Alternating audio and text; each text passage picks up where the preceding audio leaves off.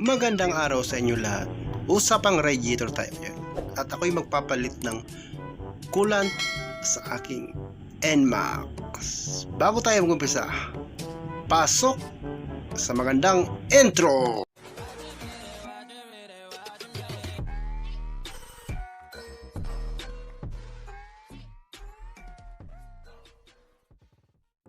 May nabili nga pala akong coolant sa Shopee. Ito yung anti-freeze coolant. Dextron nga pala ang tatak nito. Sa halagang 110. Ito nga pala siya. Oh my God! Wow! Coolant. Balot na balot. Ito lang naman kakailanganin natin. Yung coolant. Gagamitin natin yung screw. Na Phillips screw. Yung positive type. Tapos yung Allen wrench na size 8, yung pangbukas natin ng takip ng radiator. Tapos basahan. Tapos ito na rin gagamitin ko yung tubig. Hindi ko na kailangan ng distilled water. Pare-paro lang yan sa tubig. Basta malinis. Yung pang linis natin, pang flush out dun sa radiator. Una, gamit niyo yung Allen na size 8. Bubuksan natin yung takip. Counterclockwise siya. Pakaliwa. Yung literal na thread. Yan. Bubuksan natin. Pero dapat palamigin nyo muna yung radiator kasi mainit yung tubig laman yan. Para hindi kayo mapasok. Ito nga palang itong screw natin. Pang open ito dito sa butas sa baba. Yung parang pinaka drainage niya. Tapos ito, hindi ko na binaklas. Unlike dun sa iba. Yan o. Yung pinas ko na sa screen. Yung iba binabaklas na lahat eh. Para ma-access nila yung reserva. Sa akin, dinukot ko na lang ganyan na lang oh. Tinangal ko lang yung isang screw. Yan, tapos yan. As long as maabot mo naman yung parang pinaka-hose nya papunta doon sa reserva, yung na kailangan baklasin yung buong gilid. Dagdag trabaho pa yan. Ito nga pala, bago ko nga pala pinalitan ng coolant, nasa ano siya, tatakbo ko. Yan o, 40,000 na. Tapos may 2 years nito.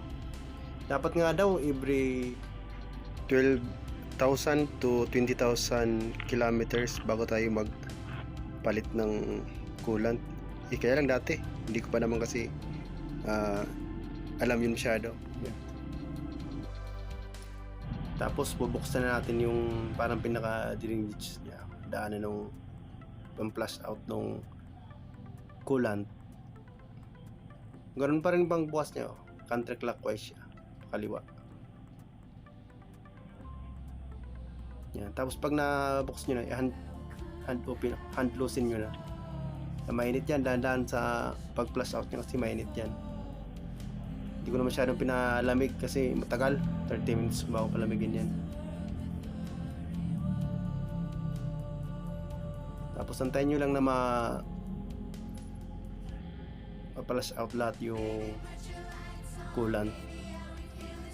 2 years na yan kaya medyo malinaw na siya. Hindi na siya yung pisil-pisilin nyo lang yung tubo na yun kasi marami pa yung stuck doon sa loob. Pisil-pisil lang hanggang sa maiga yung laman na stuck na coolant.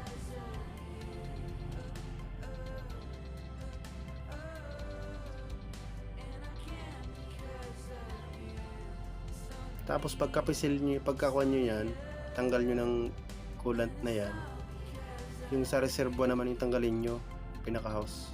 Yun. May pin naman yan, yung luwagan nyo na lang.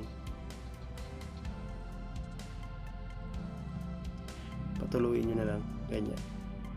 Sa akin hindi ko na sinahod kasi hindi naman yan harmful eh. Parang tubig lang din naman yan. May kulay lang, saka may chemical na gamot ata yan. Yan, buksan nyo lang yung takip ng reserva para matanggalat yung laman. Kasi pag nakatakip ko siya, hindi siya nakaka-flow ng maayos. Tapos ibalik nyo ulit yung takip nyo sa ilalim. Hand tight nyo lang. After nyo ma-hand tight, yun, higpitan nyo na bahagya nung Phillips screw.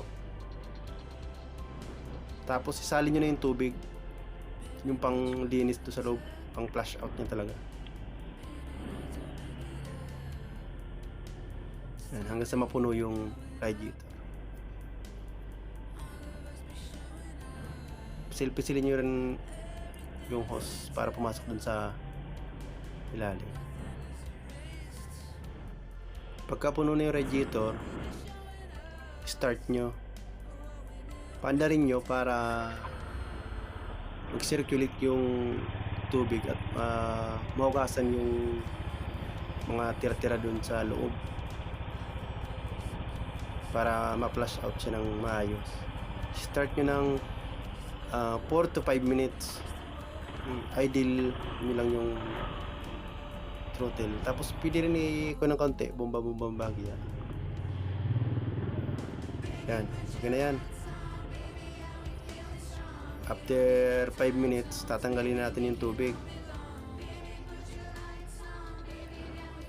Bubuksan nyo ulit yung dati, yung pinagbuksan nyo kanina. Yan. Hand loosen nyo na lang. Tingnan nyo, kulay green pa siya. Oh. Kasi meron pa yung tira doon sa loob. Yan yung tubig, yung pinanglinis ko. Tapos yun, ganun pa rin. Ano pa rin yung process niya, kung paano nyo tinanggal yung stock, ano pa rin yung process nyo, pisil-pisil hanggang sa maubos yung laman ng loob.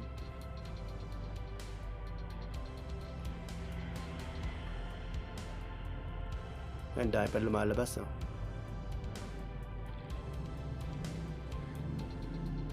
Yun, no?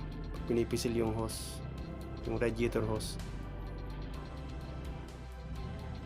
Pwede nyo rin siyang uga-ugain.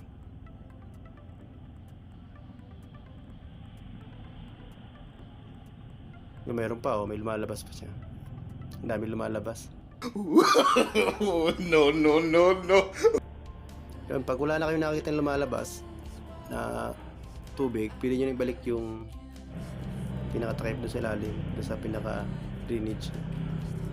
Tapos higpitan nyo. Yung bagyang higpit lang kasi plastic lang yan hindi naman siya yung bakal talaga, baka bumilok or malustrin.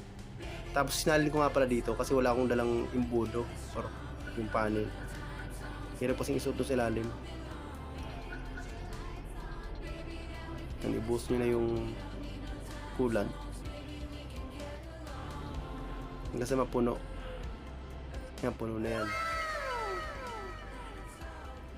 Pisil-pisil, parang saging. Ay. No. Start nyo rin ng bagya para makita nyo na, para mag-circulate yung coolant sa loob. Tapos para bumaba yung coolant, kasi mahirap na takpan mo na hindi pala siya puno. So, okay na yan. Pwede mo nang patayin yung makina. Tapos punasan nyo rin yung takip kasi minsan may mga putik-putik yan or alikabok, baka makasama doon. Yan, okay na yan. Okay lang tumapo na ganyan. Punas nyo lang, hindi naman siya yung harmful na chemical. Tapos higpitan nyo na yung clockwise na yung panghigpit siya, pakanan.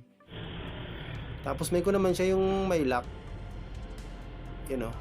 Yun, pag nagtama na yung lock, yun na yun. Huwag nyo nang pilit na higpitan pa masyado kasi sira na yun.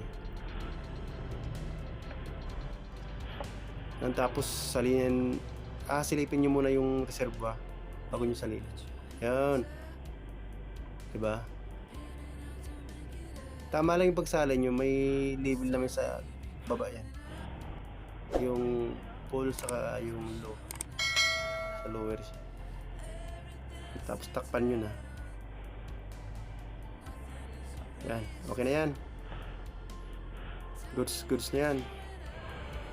Maraming salamat. Bye bye.